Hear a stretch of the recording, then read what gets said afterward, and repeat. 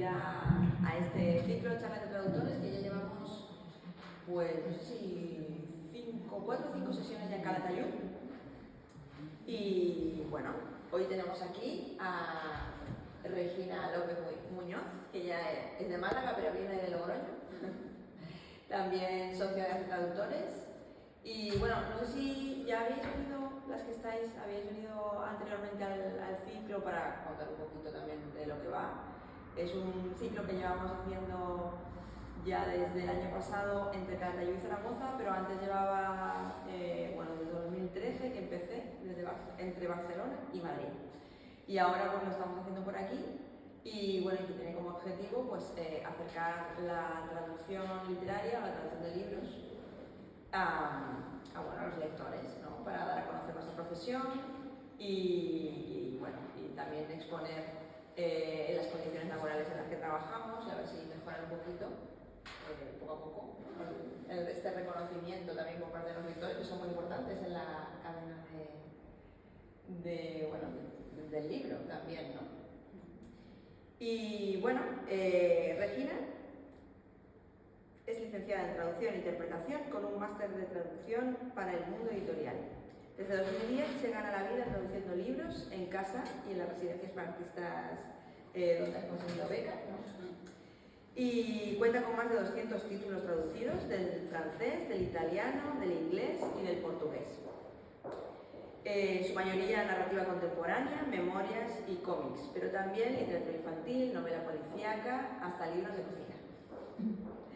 Entre los autores que ha trasladado al castellano se encuentran Edna O'Brien, Eric Villois, que no sé si lo digo bien, este seguro que es francés, Mary Oliver, Vera Brittain, Jerome Ferrari y María de Carvalho, portugués. Y bueno, aquí tenemos algunas de sus obras que nos han puesto en la biblioteca, de la que vamos a hablar hoy principalmente, que es La extinción de Irene Rey. Y luego ¿de cuándo es? ¿Te acuerdas de cuándo? Este salió, diría que en otoño del año pasado o en la primavera de este. Es el tercero que traduje de David Fuenquinos, porque David Fuenquinos tiene una producción loquísima. Y tiene otras traductoras, entre las que se cuentan Maite Gallego y Amaya García Gallego. Isabel González Gallarza también lo ha traducido, en fin. Pero a mí me ha tocado traducir, en realidad he traducido 5 ya, el cuarto sale en febrero del año que viene y hay otro que está todavía guardado porque como cuando él dice que va a dejar de escribir, dicen que bueno, sacaremos otro de las antiguas, porque fue y no vende bien. ¿Y ahí tienes también otro de Jennifer Roth? Sí, pero esto lo puedo contar luego, porque vale. no lo he traducido yo. Vale. Está escrito en español por ella. Vale. Muy bien, pues luego nos cuentas a ver qué es esto. Que este libro del que vamos a hablar tiene tela marinera porque es un poco diferente, bueno, un poco mucho.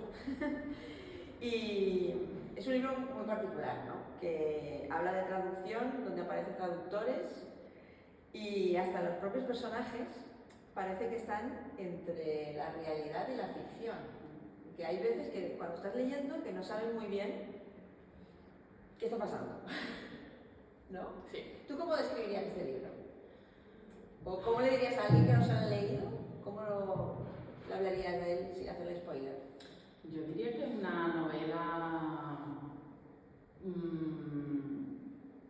muy entretenida, o sea, bebe de la tradición de la novela de misterio, de tintes casi, o sea, no me atrevo a decirlo, pero bueno, porque aquí el público se haga una idea de tinte un poco de Agatha Christie incluso, porque o sea, la premisa de la que parte el libro no puede ser más clásica con respecto a la tradición de la novela de misterio. Hay un grupo de personas que se reúnen en una casa y la persona que las ha reunido allí por motivo, en el que supongo que ahora ahondaremos, de pronto al día siguiente de llegar sus invitados, ella es la anfitriona, la dueña de la casa, esa persona desaparece.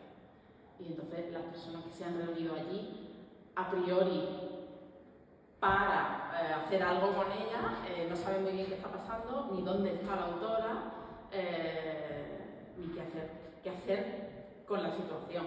Entonces, es una novela muy disparatada, está llena de momentos muy cómicos, pero al mismo tiempo también es una novela que, igual que digo, que bebe de la tradición de la novela de misterio, también es una novela muy de su tiempo, en la medida en la que hay un trasfondo político, la novela está ambientada en una zona fronteriza entre Polonia y Bielorrusia, y en fin, eso es bastante importante en la novela, para el desarrollo de la novela, pero también muy importante si lo pensamos en términos geoestratégicos, ¿no? Es como la frontera entre la Comunidad Europea y Bielorrusia, que en fin, ya sabemos lo que pasa.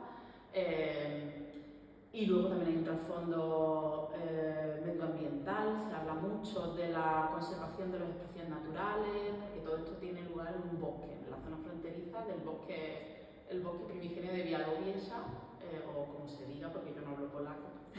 Eso te lo iba a preguntar, porque aquí el polaco está muy presente y se me oye igual, ¿no? Si Sí, no, ¿verdad? Bueno, estamos del micrófono sí. porque si no esto va a ser un partido de tenis. Pues claro, el polaco está muy presente en la obra. Claro. Y yo digo, ¿se habla polaco? Porque hay muchas palabras y también te va diciendo la pronunciación para que tengas en cuenta. De hecho, como la pronunciación del bosque aparece, creo que en la nota preliminar sí. de la autora, perdón, de la traductora. Ahora vamos a hablar de esto, de las notas, porque yo ya al principio ya dices, ¿qué ha pasado? Ya empiezas a alucinar, ¿no? Si no sabes muy bien de lo que va, porque claro, tú si te compras el libro, lees esto, vale, así como has dicho, pues un poco de misterio, thriller, ¿no? Pero claro, cuando empiezas a abrir la primera página y te encuentras con esta nota, que a veces hay en los libros, nota de la traductora, ¿no? Sí.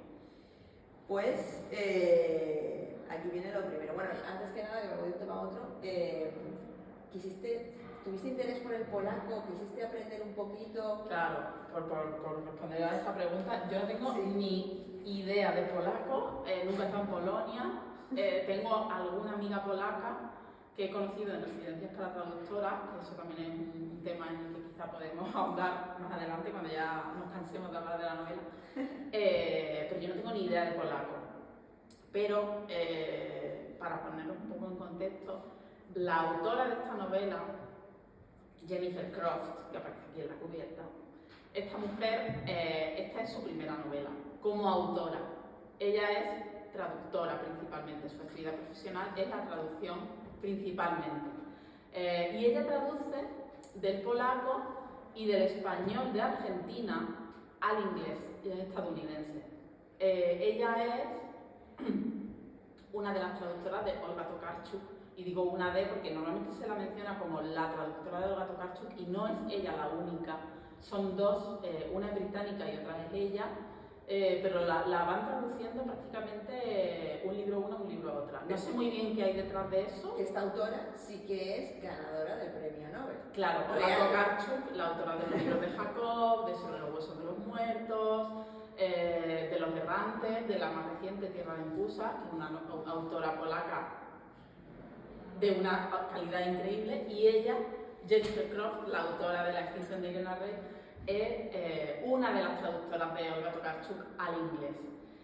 Cosa que ella, a ella no le duele prenda en recordar en un par de ocasiones. O sea, Olga Tokarczuk es como una especie de sombra que planea sobre esta novela de una manera muy descarada. Jennifer Croft una especie de Irena Rey. Claro, en otra o sea, realidad. para mí era inevitable estar traduciendo a Jennifer Croft, que es la traductora de Olga Tokarczuk, y no imaginarme que Irena Rey, la Irena Rey del título, que es la persona que desaparece, que he dicho al principio, esa persona para mí físicamente tiene los atributos de Olga Tokarczuk, aunque se la describe en algún momento y algunas cosas casan con una descripción física de Tokarczuk y otras cosas no. Pero bueno, ya habría sido como demasiado, ¿no? Explícito. Pero bueno, Jennifer Croft de hecho menciona a Olga Tokarczuk en un momento dado en una nota de la traductora, que en realidad es traductora, ahora vamos a contar, sí, y dice, se menciona la gran novela polaca, ¿no? Va a escribir la gran novela polaca y introduce una nota que dice: la gran novela polaca en 2017 ya la habían escrito en múltiples ocasiones Bolesław Prus, Witold Gombrowicz y Olga Tokarczuk, los libros de Jacob, y menciona uno que ha traducido ella casualmente, que recibió su galardón de 2018 en 2019. Fue el año en el que se dieron, o sea, en 2018 no se dio por los escándalos de la Academia Sueca, y en 2019 se galardonó, se dieron los dos premios, el de 2018 y el de 2019, a Hanke, creo que fue, a Peter Hanke y a Olga Tokarczuk. La novela es, como decía, una especie de novela de misterio que arranca cuando Irena Rey, una autora de éxito, eterna candidata al Nobel, la gran voz de la literatura polaca del presente, convoca a 8 de sus traductoras y traductores porque les anuncia que ha escrito su obra maestra. Y ellos, sus traductores y sus traductoras, se reúnen desde hace 7 libros, se reúnen cada vez para llevar a cabo el mismo ritual, que consiste en leer juntos el libro antes de que se publique y empezar a traducir juntos, cada uno a su lengua, la obra de Irena Rey. Esto es algo que en realidad hay autores que lo hacen. Sí, sí. Yo nunca he tenido, nunca he pasado por esa experiencia porque nunca he traducido a nadie de esa talla, pero bueno, son famosos los encuentros, coloquios que organizaba Günter Grass con todos sus traductores. Y bueno, hay más gente que lo hace, no sé si tú sabes. Yo sé que, bueno, que los metí en un búnker, los de Dan Brown. Claro, sí. Y luego está... Hombre, eso es ligeramente distinto, porque aquí sí, estamos hablando de que la autora en su casa convida a sus traductores, o en su casa, o bueno, en la realidad, no sé dónde los reunía, a lo mejor los reunía en un hotel, pero bueno, no es tan, o sea, el mandato no es tenéis que traducir mi obra en X tiempo por y sin internet para que no se filtre, y la gente, no, es vamos a reunirnos, vamos a compartir la lectura. Yo solo conozco pero por internet, no es que se reúnen en un foro. Los reúne a todos, por llamar Rubira, que hace Patrick Rothfuss, hace esto que también creo que está muy bien, ¿no? Meter a todos virtualmente, pero los mete a todos en un foro y hablan entre todos, mientras todos a la vez están produciendo el libro, que es similar, pero online, en vez de estar... Lo más cercano a eso, bueno, fíjate, lo más cercano y es lo más tangencial posible, es Eric Vuillard, al que acabas de mencionar como uno de los autores a los que yo he traducido. Yo traduje el primer libro de Eric Vuillard que se publicó en España, que fue Tristeza de la Tierra, que lo sacó de Rata Naturae, y 2 años más tarde ganó el premio Goncourt en Francia, que es el premio más grande en literatura que te pueden dar, junto con el de la Academia. Y ya no lo dejó de sacar de Rata, lo empezó a sacar, lo incorporó a su catálogo Tusquets, que está haciendo un trabajo espléndido y está sacando prácticamente todos sus libros. Y Eric Vuillard, claro, una vez que lo contrató Tusquets, como es natural, encargó las traducciones a otra persona que no era yo, porque yo nunca he trabajado para Tusquets. Pero he sabido por una traductora polaca de Eric Vuillard, que la traduce Eric Vuillard al polaco, que ella sí, que cada vez que se pone en contacto con Vuillard, del que ha traducido 3 o 4 libros ya, Vuillard va recopilando en un archivo todas las dudas que le van planteando sus traductores de las diferentes lenguas, y según le van escribiendo, él los va enviando para que los traductores, él parte del supuesto de que todos los traductores vamos a tener más o menos las mismas dudas, aunque luego eso es discutible, en fin, cada lengua... cada lengua funciona de una forma, cada lengua te pide unas dudas, ¿no? Si quieres utilizar esa expresión. Y entonces, pero ella dice que eso le facilita mucho el trabajo, saber ya las dudas que le han ido planteando otros autores. Que Eric Vuillard lo hará, por supuesto, con una voluntad de intentar unir a sus traductores, y también para que dejemos de darle el coñazo, porque al final, en fin, que los traductores nos pongamos en contacto con nuestros autores es un tema que también yo merece debate. Nada, normalmente no estoy en contacto, nunca. Salvo con Frances Harding, que es una mujer que escribe cosas muy extrañas y en mundos imaginarios que solamente son conceptos que crea ella en su cabeza, entonces claro, a veces digo, ¿qué ha querido decir aquí? Solo lo sabe ella. Y entonces ahí sí que la molesto un poco, pero si no ya. Sí, yo en general tampoco soy muy de ponerme en contacto con los autores y las autoras a priori.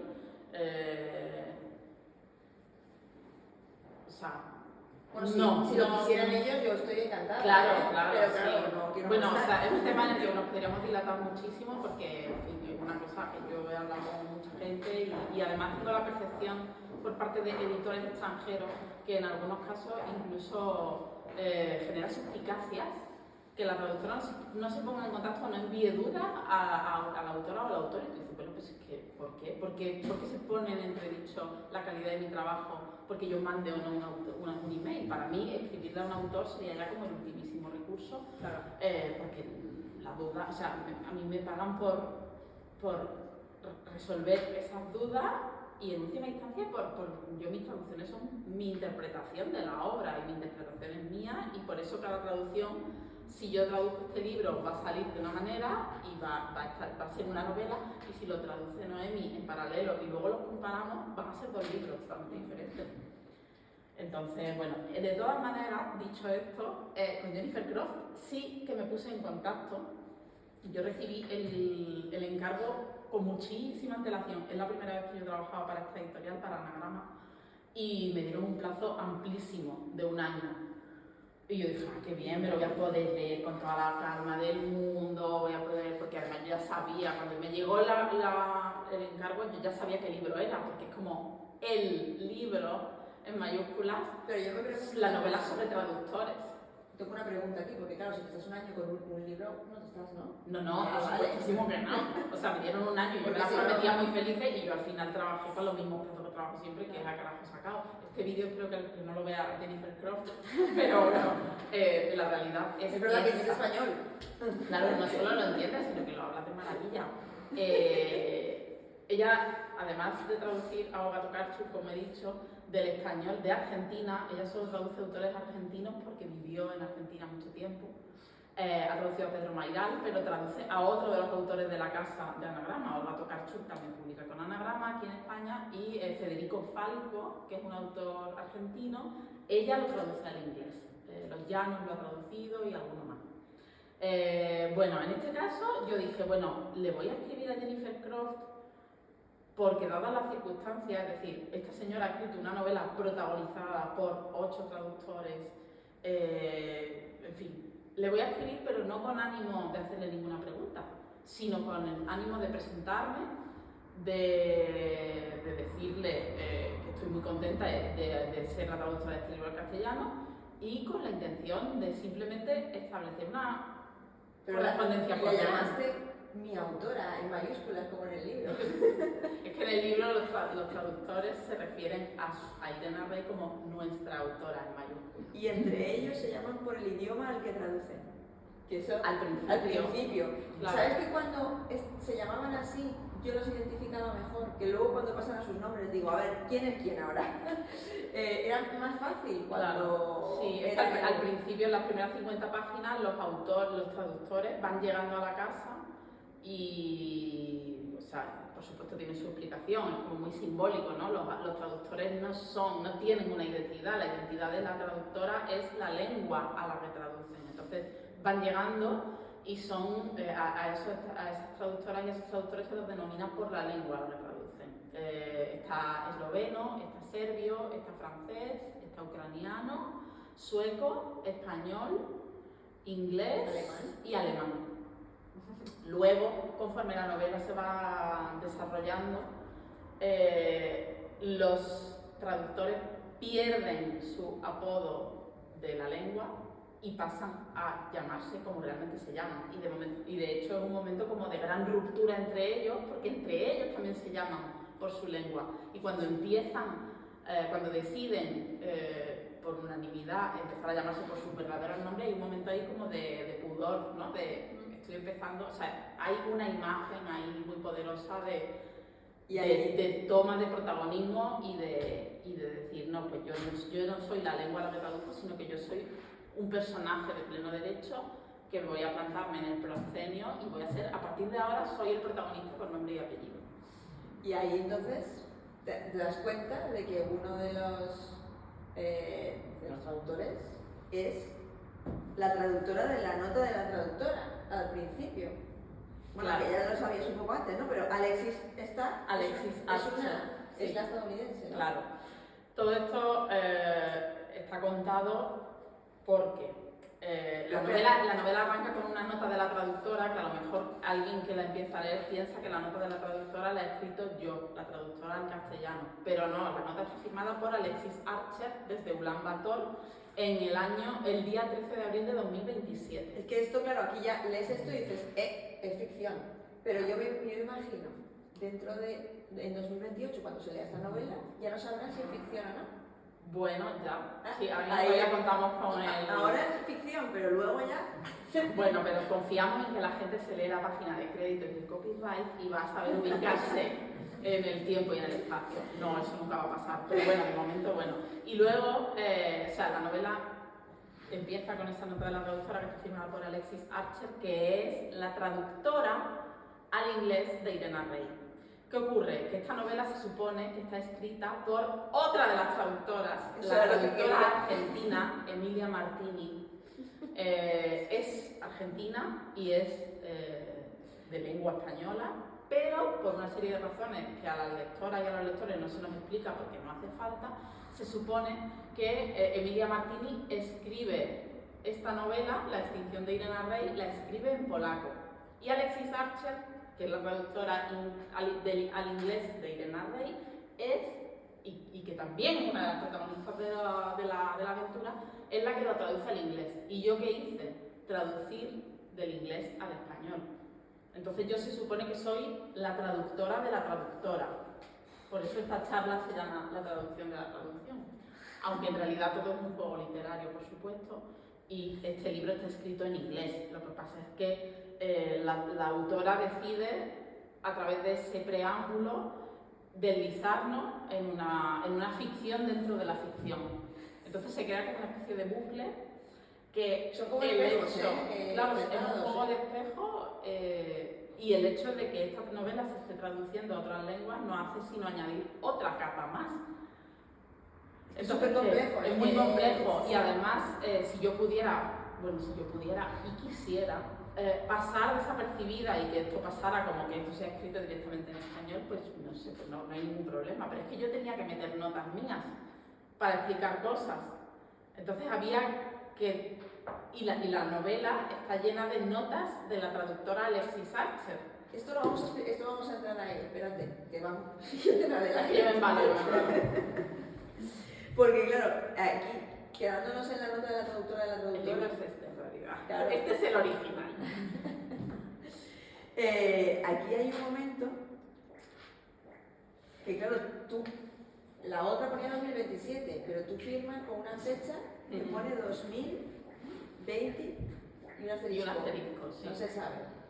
Claro, porque en teoría no puedo poner que la filmé en 2025 porque entonces estaría rompiendo el juego. Claro. Yo una pregunta que tenía es si esta nota te la pidió la editorial o la pusiste tú siguiendo el juego, o ya todos los traductores que traducen este libro tienen que escribir la nota de la traductora a la traductora. El libro... Para seguir el juego me refiero, ¿sabes? La novela tiene los derechos vendidos a un montón de lenguas, esta novela, ¿vale? Tiene los derechos vendidos a un montón de lenguas y ya se ha publicado en portugués de Portugal, porque luego en Brasil se hace tradición. Y también se ha publicado hace poquito, creo que este mes, en Polonia, se ha publicado en polaco. Y se va a publicar en el futuro a otras lenguas. Yo no sé lo que está haciendo cada traductor porque yo no he estado en contacto con los otros traductores. Tienes que ir al bosque. Claro, tenemos que ir allí a reunirnos. Pero sí que me contó, Jennifer Croft me contó que la traductora polaca se había inventado otro juego diferente que venía a ser como que ella, la traductora polaca, había tenido que reconstruir el original polaco escrito por Emilia Martini porque en un incendio en la no sé qué biblioteca, que era la única que custodiaba el único original que había del libro, el libro quedó destruido y entonces ella reconstruye la novela en polaco a partir de la traducción al inglés. Esto es creación. Claro. O sea, los traductores en esta novela Claro. se convierten en creadores alucinantes. Sí. De hecho, hay un momento en el que a mí también me explota la cabeza en tu nota, porque, bueno, es que a mí me dan ganas de leerla entera, pero hay un momento donde aparece el nombre de Jennifer Croft. Ya. Y además en cursiva, Sí. que digo, ¿qué está pasando? Ya. Sí, bueno, ¿Qué es eso? para que lo entienda el público, Sí. y respondiendo a tu pregunta de si fue la editorial la que me pidió la nota está la nota de la traductora firmada por Alexis Archer y en el original, en este original, hay una nota de la traductora y luego empieza el libro, empieza la novela. En esta edición, en castellano, ¿Está la foto también? ¿La foto está? ¿Qué foto? La foto. Sí, las fotos todas iguales. Vale. La edición reproduce, porque el libro tiene la novela, a partir de ciertos momentos tiene como un apoyo visual de imágenes, porque bueno, hay toda una trama que se desarrolla medio en Instagram, medio tal, y en fin. La editorial, o sea, en esta edición, la edición en castellano de la novela, está la nota inicial y antes de que empiece la novela hay una segunda nota que es la nota de la traductora, y esa sí soy yo, Regina López Muñoz, y la firmo con la fecha, que es la fecha en la que entregué el libro, el 3 de febrero de 2025, aunque aquí pone 2020 asterisco, y además me complace especialmente que casualmente fuese el 3 de febrero, fue realmente la fecha en la que yo entregué la traducción de la novela, porque es el día de San Blas, que San Blas la cigüeña verás, y la cigüeña está muy presente en la novela. Hay como toda una serie de huevos de Pascua, que esto no lo va a entender Jennifer Croft porque el santoral no pero dice, todas estas cosas que estás diciendo, yo he dicho varias cosas que coinciden con mi novela, es que es increíble, o sea, me he dado cuenta que hay alguien que se lo ha leído, pero es que estás diciendo cosas que yo ni había pensado y es que me está alucinando, te juro. Sí, es un libro que es extremadamente rico, pero luego, bueno, en fin, total, yo sabía que algo teníamos que hacer para que, como decía antes, cada vez que yo me tengo que meter en una nota para explicar algo que realmente necesitaba una explicación por parte mía, de la traductora española, para diferenciar mis notas de las notas de la presunta traductora, que no es tal. Entonces, o sea, yo iba traduciendo el libro y yo no sabía muy bien cómo lo iba a hacer, pero era como un come que yo tenía ahí de cómo lo voy a hacer, cómo lo voy a hacer, cómo lo voy a hacer. Y entonces se me ocurrió esta idea de deslizarme yo también en la ficción.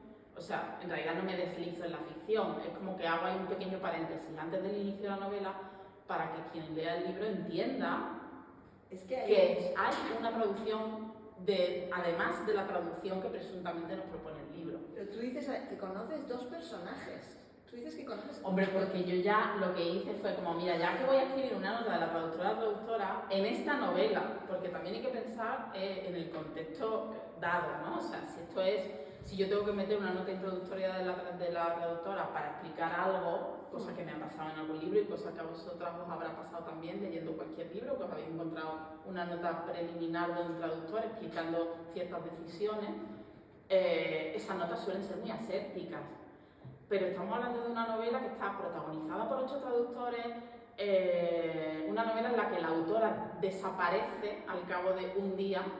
Es como la mejor venganza que se le podía ocurrir a una autora traductora es eliminar a su autora de la ecuación y que el protagonismo absoluto lo cobren los traductores. Entonces yo me preguntaba, ¿qué hago? ¿Hago una nota wikipédica aburrida, aguafiestas? O ahí te quedas hago una nota en la que yo, manteniendo un poco el tono que pone Jennifer Croft en su novela, pues, y que al fin y al cabo ese tono que estáis leyendo vosotras lo he puesto yo porque soy la traductora, pues voy a hacer una nota un poco en esa línea. Y entonces ya dije, mira, pues ya que estamos, pues me tiro a la piscina. Es que a lo mejor estaría bien que leyéramos la nota introductoria, sí, muy cortita, y a lo mejor así os haréis una mejor idea de lo que estamos hablando. Así en abstracto puede que sea un poco... Vale, venga. La leo yo. Primero voy a leer la nota de la traductora, que es Alexis Archer, ¿vale? Este ha sido el libro más difícil que me haya sido dado traducir. Puesto que la confianza es fundamental en todas las etapas del proceso de traducción, siento que le debo una explicación a quien se disponga a leer esta obra en lengua inglesa. En primer lugar, uno de los personajes principales de La extinción está basado en mí. En el caso de que decidas seguir leyendo, entenderás con claridad meridiana lo incómodo que me resultó traducir esto. Por otro lado, como persona que dedica no poca reflexión a elegir las palabras, me hago cargo de que tal vez el adjetivo incómodo no sea el más apropiado. Incómodo fue leer una versión de mí que no reconocía. Sin embargo, traducir no es leer. Traducir es verte en la obligación de reescribir un libro. La extinción de Irena Rey exigió que me recreara a mí misma como la peor persona del universo de la narradora, el monstruo que en apariencia solo pretende echarlo todo a perder. Aún peor o más incómodo, mi personaje recibe elogios constantes en virtud de su aspecto físico. Por razones obvias, las personas guapas no vamos por ahí describiéndonos como tal, de modo que al obligarme a ello, la autora de La extinción me hizo sentir fea fuera de la página. En segundo lugar, una parte de la trama está inspirada en hechos reales, y si bien no puedo revelar qué parte es esa, deseo que conste que mi pareja es abogada, una abogada extraordinaria con amplia experiencia en derecho penal y que vivimos en Mongolia, país que no tiene tratado de extradición con Polonia, ni para el caso con Estados Unidos. Tercero, La extinción se escribió en polaco a pesar de que su autora nació y se crió en Sudamérica, en una ignorancia casi absoluta de las lenguas de Centroeuropa. En consecuencia, todas y cada una de las frases del original del presente libro son como una diminuta casa encantada. El espíritu de la lengua española, furibundo ante los esfuerzos de la autora por olvidarlo, se manifiesta murmurando a través de las paredes de cada párrafo, rompiendo piezas de la vajilla y pulsando constantemente el interruptor de la luz, creando un ambiente desagradable y aterrorizando a los perros. Al corregir tanto el orden sintáctico como el registro, mi traducción aspira a exorcizar el vecindario. Por último, he retitulado la novela. Este detalle solo lo menciono porque mi decisión ya me ha valido críticas en ciertos rincones polacos de internet.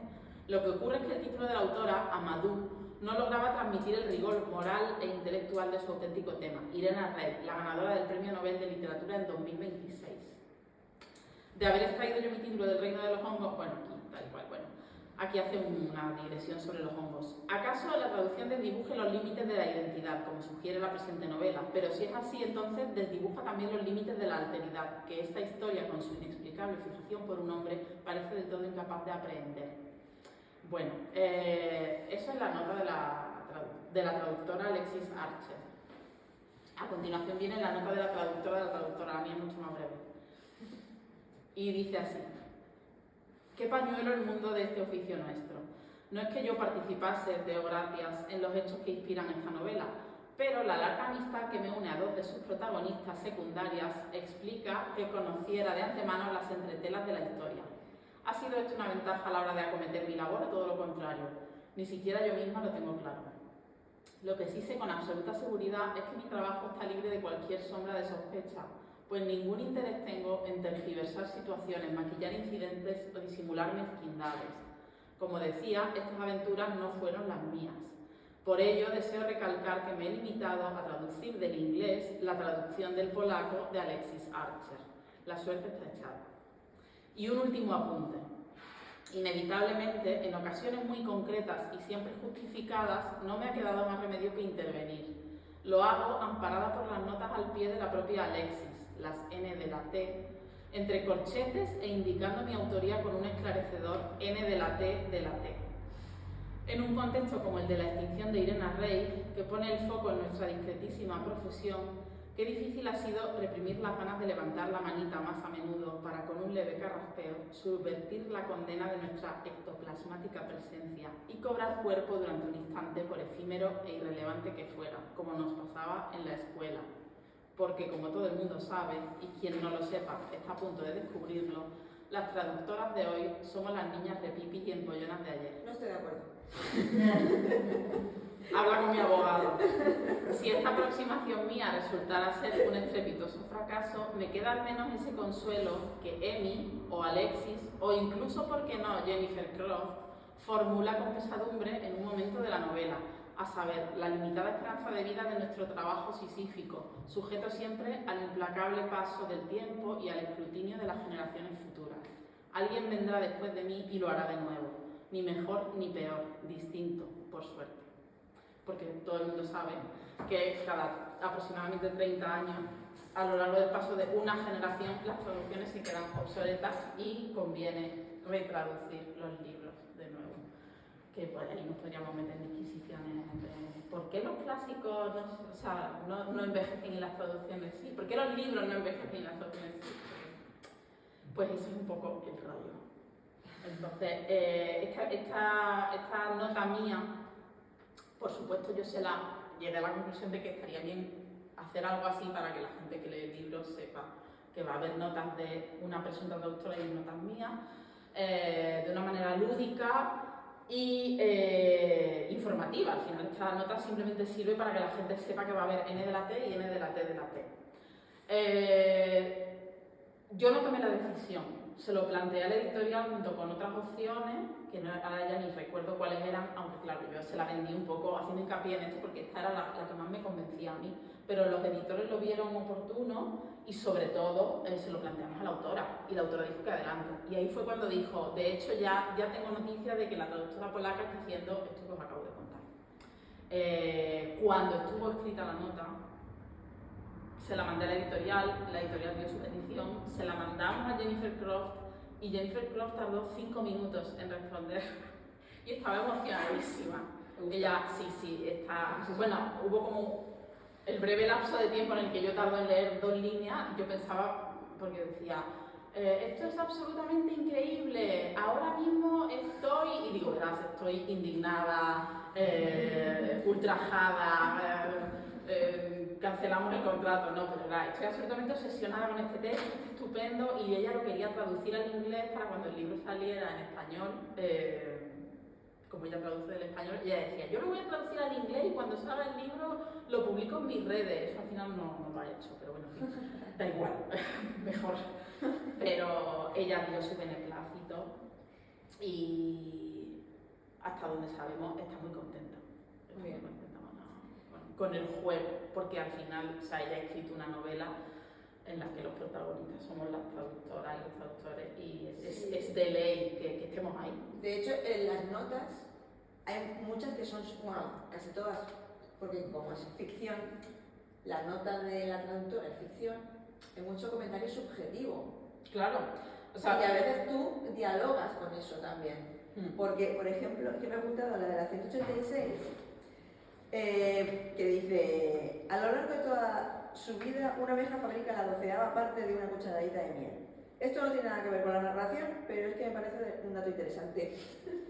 Este tipo de cosas que igual eso no lo encuentras normalmente como nota, ¿no? Pero hay un momento en el que la traductora Alexis dice algo y tú dices, bueno, yo opino no sé qué, claro. Y como que le contestas ahí dentro, ¿no? A ver, partiendo de, o sea, yo aquí no intervengo, o sea, el juego que establece Jennifer Croft al hacer esto, al crear una autora y dentro del libro una traductora, estamos, la persona que lee este libro no sabe a quién encomendarse. Nosotros cuando abrimos un libro y nos ponemos a leer una novela, estamos estableciendo un pacto, porque es ficción, sabemos que es algo ficticio y establecemos un pacto con quien nos está narrando, que puede ser el narrador, puede ser el autor, puede ser las dos cosas, a veces coincide, a veces no. Pero desde el principio el lector no tiene ningún asidero, porque desde el principio tienes una nota de la traductora que te está diciendo, he hecho lo que me ha salido de las narices, he cambiado el título, este libro moralmente ha errado el tiro porque la protagonista absoluta es Irena. O sea, tú estás empezando a leer el libro y no sabes si lo que tú estás leyendo es realmente lo que escribió presuntamente Emilia Martini, porque son archienemigas además, no es una relación aséptica entre dos personas que no se conocen, no. Aquí hay 350 páginas en las que se odian. Y estás constantemente viendo cómo Emilia Martini odia a Alexis Archer de una manera que no sabemos muy bien qué ha pasado ahí, no hay ninguna explicación, se odian y está constantemente poniéndola como la peor persona del mundo. Entonces, a mí me gustaba el sueco también. Claro, hay un hombre ahí de por medio, pero no es solo eso, o sea, trasciende todo eso y no nos vamos a meter en Honduras porque, en fin, no nos daría tiempo. Pero hay, aquí, quien está leyendo el libro no sabe muy bien de quién fiarse. Te puedes fiar de Jennifer Cross, te puedes fiar de Miriam Martínez, te puedes fiar de Alexis Archer, puedes no fiarte de nadie. De mí te puedes fiar, yo por eso insisto en la nota en que yo no he intervenido ni para bien ni para mal, ni he tergiversado nada, porque a esta historia a mí me va ni me viene, más allá de que conozco a dos de sus protagonistas. Que no es verdad, obviamente, son personajes de ficción, pero sí es verdad, pero es verdad, o sea, todo esto tiene una explicación, que es que había dos personajes a los que yo le tenía especial cariño, que es la serbia y la eslovena, y mientras yo estaba traduciendo no me di cuenta a posteriori. Pero las relaciono con dos personas que conozco, con dos traductoras que conozco. Una es eslovena, casualmente la eslovena es eslovena, pero la persona que para mí encarna la figura de Petra, la traductora serbia, es una traductora neerlandesa que conocí en una residencia para traductoras, pero responde al mismo perfil de una mujer dulce, una mujer amable, una mujer muy discreta, muy guapa, en su madurez, con la que se puede conversar, que no se saca los pies del tiesto, a diferencia de otros protagonistas que son auténticos energúmenos y que están desquiciados porque los traductoras también tenemos eso, que estamos un poco malas de los nervios. No siempre. No estoy de acuerdo. ¿Tú no estás de acuerdo con nada? No, por eso me opongo. Somos Emi y Alexis, ¿no? Claro. Bueno, hay un momento en el que, bueno, al principio, que ellos no pueden empezar a traducir durante bastante rato, es como, no podemos empezar a traducir si no está ella. Y claro, yo ahí digo, pero ¿cómo van a ver? ¿Quién les ha convocado a la casa? Ella, ¿no? Claro. ¿Ella les va a pagar? ¿Ella es la que paga? Sí, ¿no? Bueno, ella les paga los viajes, eso se dice al principio, que tienen como una especie de fondo, una cuenta bancaria en la que todos, claro, a la que todos tienen acceso y luego cada uno recibe el encargo de su editorial de su país de origen. Pero como van a traducir, todos ahí se han reunido para traducir, ¿se supone que ya tienen firmado el contrato de traducción? Eso no lo dice. Hombre, es una grandísima autora, ¿no me lo dice? No sé, no recuerdo si se mete en Honduras de detalles, pero... Claro, a mí lo que me sorprendía es, pero esta gente, ¿cómo se van a traducir si se ha ido y ya no hay encargo? No, si lo tiene, porque además, es que imagínate que es Olga Tokarczuk.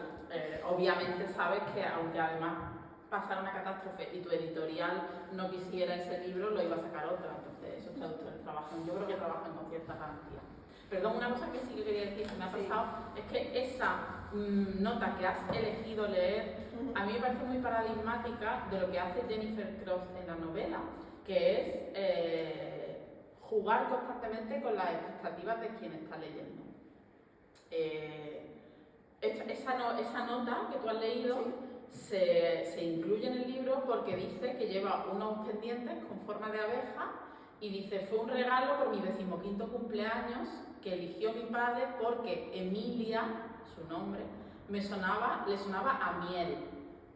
Y tú ves ahí una llamada nota y ¿qué piensas automáticamente? Que te va a explicar que miel en español y Emilia, o sea que honey en inglés se dice miel y no, la nota no tiene absolutamente nada que ver. Entonces, Jennifer Cross... Claro, Jennifer Cross está constantemente jugando con las expectativas de quien lee. O sea, estás jugando con las expectativas metanarrativas de quien está leyendo, que ya es como, Dios mío, esta señora se lo ha currado muchísimo. Claro, uno espera que la nota vaya de una cosa y luego va de otra, que es una cosa tontísima. Es que yo tengo unas cuantas notas que me he apuntado porque, por ejemplo, hace muchas alusiones a los traductores. Y una de ellas, por ejemplo, es habla del reconocimiento. La editorial que iba a publicar el libro, sin escrúpulos de ningún tipo, eliminó el nombre. Porque dice, una amiga cuyo nombre prefiero omitir se quitó la vida a principios de este mismo año después de que su autora pusiera en duda sus motivaciones para traducir su obra. La editorial que iba a publicar el libro, sin escrúpulos de ningún tipo, eliminó el nombre de mi amiga y fingió que la traducción la había hecho la propia autora. La gente piensa poco en los traductores, hablo en términos generales, y solemos recibir menos reconocimiento y dinero del que merecemos. ¿Ves? En esto estoy de acuerdo. Pues eso no lo he dicho yo, eso lo ha dicho Alexis Archer. Claro. También estoy de acuerdo.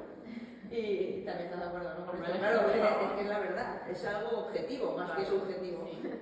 Entonces, bueno, luego hay otra, por ejemplo, que la 176 que también me ha gustado mucho porque es la de los traductores, bueno, es una cita del escritor Edgar Queret. Los traductores son como ninjas, si advierte su presencia es que no son buenos. Ya, esa frase es como traductores tradictores. Yo la eliminaría de la historia de la humanidad porque estoy harta de escucharla. Ya. En fin, no sé, pero bueno, yo que soy un poco radical, pero sí, esa frase, o sea, yo la he leído constantemente, la he leído en Tujamán, la he leído en artículos que hablan sobre traducción. Es como, yo creo que si te metes en el buscador y pones ¿qué han dicho autores célebres sobre los traductores y la traducción? Esa es la primera cita que te sale, porque como todo el mundo cita a Edgar Queret, aunque luego no había leído a Edgar Queret, pero todo el mundo habla de lo que dijo Edgar Queret sobre los traductores. En fin, no lo sé. Aquí tenía que aparecer también. Tengo que decir lo que me parece la frase en sí, que era 166. ¿Como un ninja? No. Sí, los autores son como ninjas. 176. Bueno, siempre se dice, ¿no? Que la traducción, normalmente, cuando critican una traducción, es porque es mala. Si es buena, nadie dice nada. Hombre, porque si la traducción es buena, el mérito es de la autora, y si el libro es malo, o sea, no, perdón, empiezo de nuevo. Si el libro es bueno, el mérito es de la autora, y si el libro es malo, la culpa es de la traductora. Pero eso es así, esa es otra frase muy trillada. Pero esa sí es verdad, esa sí es cierta. Sí, yo aquí de hecho podría haber metido una nota. No sé si estoy de acuerdo con eso tampoco. Porque no, yo no estoy de acuerdo, pero que la visión que tiene el lectorado general de eso, o sea, que tú te acuerdas de la traductora para mal, claro. eso es una... Pensaba que decías que era así. No, Estaba diciendo que no, por Dios, que me lo había dado escrito libros. No, pero yo, por ejemplo, en esta nota de la traductora podría haber metido luego una apostilla de la nota de la traductora, que alguna vez lo hago. Sí, pero sí, aquí el diálogo ese que tienes tú con... Claro, porque Alexis. hay veces que meto una nota porque me hace falta explicar algo, ¿no? Porque es que esta palabra en inglés es tal, pero hay veces que me deslizo, como digo en la nota, porque es muy tentador que tengas un diálogo entre una autora y una traductora y tú no tengas ganas de meter ahí un poco la cuchara y decir, pues yo opino otra cosa. Y eso sí que lo hago en un par de ocasiones. De hecho, yo mientras iba traduciendo la novela, que me pasé bomba, como podréis imaginar, yo introduje muchas más notas de la traductora de las que al final se han quedado en el libro.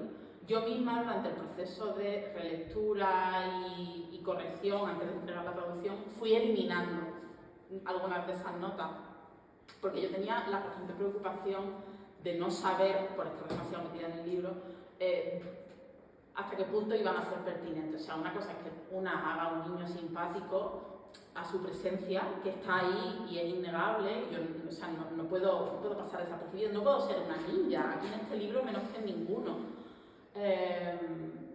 Pero me preocupaba mucho dónde estaba la línea fina que separa ese guiño simpático, como digo, y un exhibicionismo injustificado y sonrojante. O sea, yo no quería dar fatiga, yo no quería dar vergüenza y yo quería ser lo más discreta posible, dentro de que tenía que destacar mi presencia en algunos casos. Entonces yo eliminé muchísimas notas de la traductora y durante el proceso de corrección ya, o sea, yo traduje el libro, primero haces una primera versión, te relees con el original, luego enseñas el original, lo imprimes, lo lees, envías la traducción a la editorial y al cabo de un tiempo la editorial te devuelve tu propia traducción con una serie de comentarios y correcciones que yo como traductora acepto o no acepto. Se establece un diálogo las más de las veces muy rico, yo estoy siempre muy abierta a las correcciones y durante el proceso de traducción una de las correctoras, que era también la editora de mesa de la editorial, le dije con toda confianza, porque me dijo, están muy chulas las notas que metes de la traductora, y le dije, pues si supieras cuántas se han quedado en un cajón, y me dijo, no, sácala, trae para acá. Y yo dije, no. Bueno, obviamente una tiene su pudor y yo no se las mandé todas, pero sí que a raíz de que la editora del libro me dijera, vamos a meter más notas, yo rescaté esas notas que ya había eliminado y algunas las volví a poner.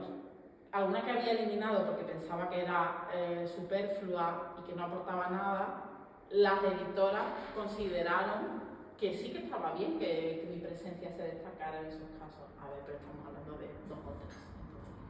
Bueno, lo tenemos que ir dejando ya porque llevamos un ratito y quería dar la oportunidad si alguien tiene alguna pregunta, si te quiere... Hoy estoy contentísima porque no hemos desvelado nada de la trama. Es un libro en el que la trama... Y no he dicho todo lo que tenía. Tenía aún más cosas que preguntarte, pero claro, no podemos quedar más este libro, una conversación entre traductoras con este libro es palique asegurado.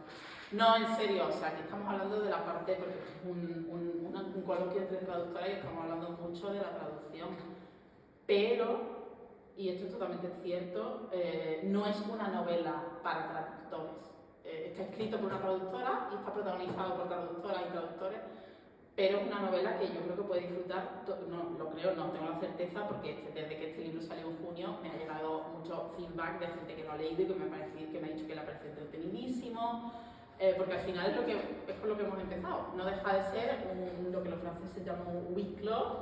Tienes un misterio y hay una serie de personas que tienen que resolver una desaparición. Y pasan cosas constantemente, una novela muy dinámica, personajes que llegan, personajes que se van, uno entra, luego sale, luego llega otro, hay uno que desaparece y luego vuelve a aparecer, están constantemente haciendo excursiones al bosque. En Instagram leí que lo describían como terror ecológico, filosofía de la traducción y reflexiones sobre la relación entre literatura, naturaleza y arte. Pues ya está, para que lloremos más, eso es quien lo decía. No me ha apuntado el usuario, pero vale, lector. Vale, no, que no sabía si era que la propia autora lo había dicho, la editorial estadounidense, Anagrama, vale.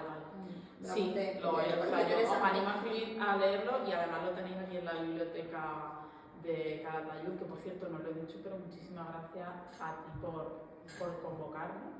Bueno, a la biblioteca para abrirnos las puertas y a traductores que lo ha hecho logísticamente posible, que no ha sido fácil. Sí. ¿Y si tenéis alguna pregunta?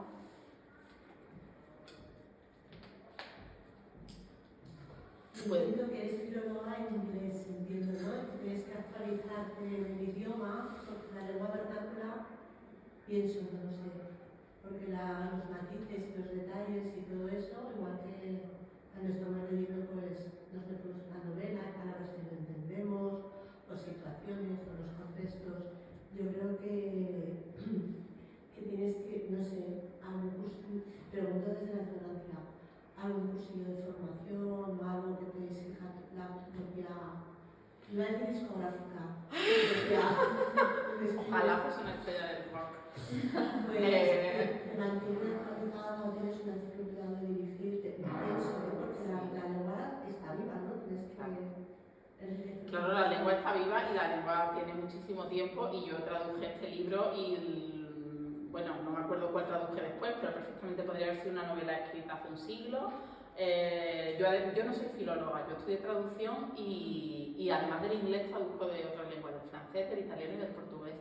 Y también, como ha dicho Noemi al principio cuando me ha presentado, yo no solamente traduzco novelas, también traduzco memorias, ensayos, cómics, entonces yo tengo como un rango de acción muy amplio, que está muy bien porque así me mantengo siempre entretenida, y si después de hacer esta novela hago una policíaca italiana y luego una novela, pues eso, un libro de cocina. Claro, es que los autores siempre estamos tocando diferentes cosas, claro. Porque solo nos dedicamos a traducir libros, traducimos un montón de cosas diferentes y también manejamos diferentes idiomas. Y no es que nos estemos formando, es que nuestra profesión ya nos obliga, o sea, con la práctica de nuestra profesión ya estamos en continuo actualización, ¿no? Estamos porque estamos en contacto constante con los libros. Claro. Y a mí lo único que se me ocurre, o sea, lo más parecido a un cursillo de formación que se me podría ocurrir en estos casos es que estamos todo el día leyendo. O sea, mi afición es leer. Yo leo muchos libros. Sí, bueno, yo leo, a mí me gusta mucho y me obligo a leer mucho en español, traducciones al español. Yo aprendo muchísimo leyendo a otras colegas y leyendo libros que se han escrito en castellano. O sea, yo leo de todo. O sea, yo me metí a estudiar la carrera de traducción porque a mí me gustaba la literatura y me gustaba mucho la lengua francesa y la cultura francesa, y por ahí me metí. Con la intención, sí, con la intención de traducir libros, además. O sea, yo no quería traducir otra cosa que no fuera libros y al final lo he acabado haciendo por azares de la vida, pero estás todo el día leyendo. Y yo cuando traduje este libro, probablemente me habría venido muy bien un cursillo sobre armamento medieval. Y no exagero, hablan de mazas, hablan de armadura, hablan de todo, no sé, de la cosas naturaleza, los hongos y tal. vamos. Porque eso... Se habla muchísimo de los sistemas que establecen entre sí los hongos, entre sí y con el resto de formas de vida del bosque, que es una cosa, es un tema precioso. Es precioso, es apasionante. Yo soy de letras 100% y no me entero de nada. Entonces, una tiene que traducir esto y que alguien, que esto luego lo coja mi novio, que es doctor en biología, y nos diga, pero es que no ha traducido esto, no tenía ni idea de lo que estaba. O sea, yo tengo que entender lo que estoy traduciendo. Claro, tenía mucha suerte. En este caso tenía mucha suerte. Con respecto a armaduras no tenía ni idea. Tuve que buscarme otras fuentes. Pero, claro, yo antes de traducir tengo que entender lo que estoy escribiendo, lo que estoy traduciendo, y luego ya lo traduzco.